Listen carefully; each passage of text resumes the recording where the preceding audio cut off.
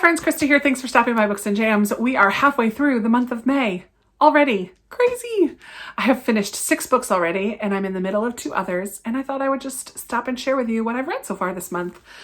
I have been listening to a lot of audiobooks, which is very normal for me. And I went on a little bit of a bender, a binge, and I have listened to books 2 and 3 and 4 in the Bridgerton series. So they were A Viscount Who Loved Me, which was book 2, and An Offer from a Gentleman, which was book 3, and Romancing Mr. Bridgerton, which was book 4. So we have Anthony and Benedict and Colin's love story. The Bridgerton series, I had heard of them before, but never really had a desire to read them until I watched the series on Netflix. I watched that before ever reading any of the books, and I loved it. And my curiosity was piqued. And so in April, I read the first book, The Duke and I, which is Daphne's story. So the Bridgertons are a family, very close-knit family. There are 8 children in the family, and they are all named alphabetically. So we start with Daphne, who is the oldest girl in the first book, and hear her love story. And then with each consecutive book, we're going to go to another child in the family. So I read the 3 oldest boys, Anthony, Benedict, and Colin. Colin's story was probably my favorite, although I did love that Benedict's story was a Cinderella retelling, which was a lot of fun. So kind of a rags to riches. It goes beyond the story of Cinderella, but there's definitely Cinderella vibes in it. I gave each of them 4 stars because it just was a lot of fun and light and fluffy and perfect for going on a walk with the little dude that I nanny. I just pop in one earbud and then I can hear him and talk to him still, but listen to a book while I go. And I just kind of binged through them very quickly. And it's nice on audio because I can, if it gets a little too steamy for my taste, which they sometimes do, I can just skip ahead a little bit and miss those parts if I need to. But I do love the banter. I do love this family element to these books. I love the way that the siblings all interact with each other and support each other. They're just a lot of fun. I will continue. Not right now. I've taken a break, but I did do 3 pretty much right in a row at the beginning of this month. But other than the Bridgerton books, another one that I listened to is one of my NetGalley books, one of my oldest NetGalley books, The 100 Lies of Lizzie Lovett by Chelsea Sidoti. And I really didn't care for this. I really didn't like it at all. But I did finish it. In this book, Lizzie Lovett goes missing. And the girl that we follow, Hawthorne, comes up with her own theory for what happened to Lizzie Lovett. At first, she's really mad because Lizzie Lovett was one of those people who always just seemed to have everything together. Life was handed to her on a silver platter, or so it seemed. Lizzie had graduated a couple years before, and Hawthorne is mad that now that she's disappeared, she's at the forefront of everyone's minds again. And then Hawthorne kind of comes up with this theory of what happened to Lizzie Lovett, which was ridiculous. And it became almost an obsession to her to find out what more and more about Lizzie and who she was and her life. She becomes entangled with Lizzie's boyfriend, who is much older. First of all, why is this 25-year-old something hanging out with this 17-year-old, 16-year-old girl?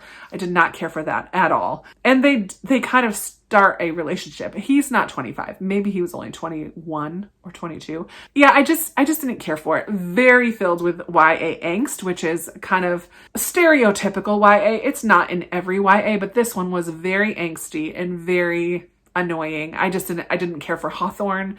I didn't like the family dynamics of Hawthorne's family. I didn't care for her theory of what happened to Lizzie Lovett. I didn't care for Lizzie Lovett herself. I just didn't care for any of it. I didn't like the side characters. I didn't like the main characters. I didn't like the plot. It was an audiobook, so it was easy to just listen to while I was doing other things. So I got it done, and I knocked one more book off my NetGalley, which is a plus. That's a good thing. But I didn't love it, and I would not recommend it. So back to the library that one goes. A book that I enjoyed much more than that, and I think I talked about this in my weekend reading vlog last weekend, is A Vow So Bold and Deadly by Bridget Kemmerer.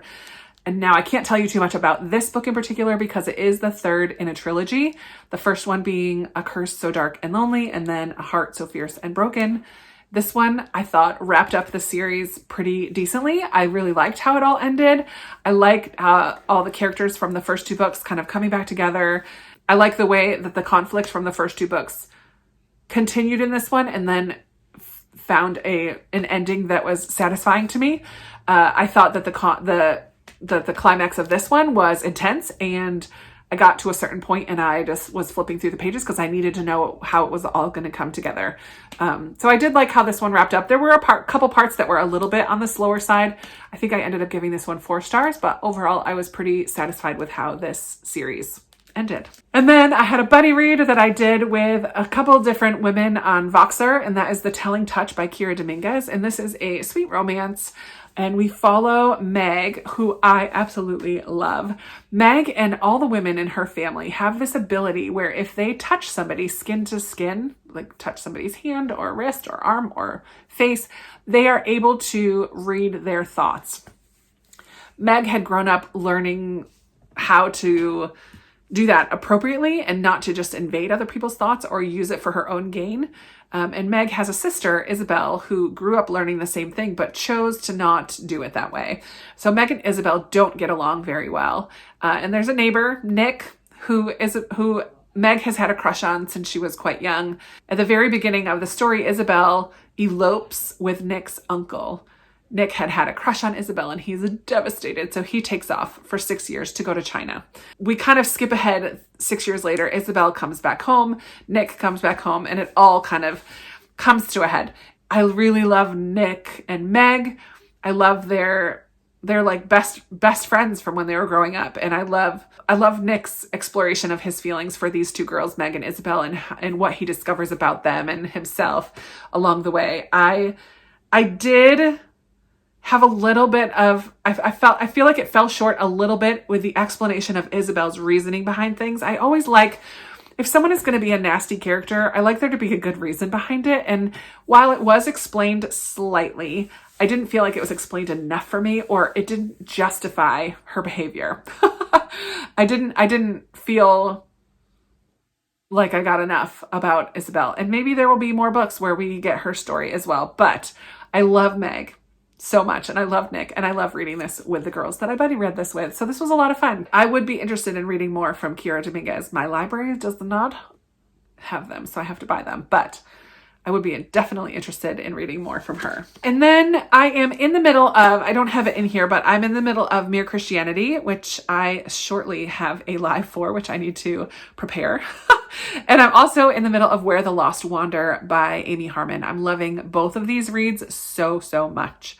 I've also been binging Kim's Convenience on Netflix. It is a family sitcom based in Canada about a Korean family who runs a convenience store, and it's just their drama in life, and it's funny and heartwarming, and I just love it so much. It's what I watch while I'm eating now, and then I usually end up watching one more afterwards, or 2 or 3, because they're just 22 minutes each.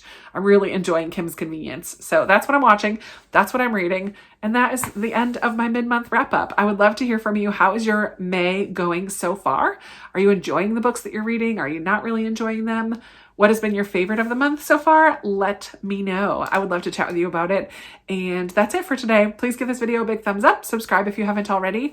Hit the little bell so you know when I post a new video. And let's chat down in the comments. I will be talking to you in another video very soon. Bye.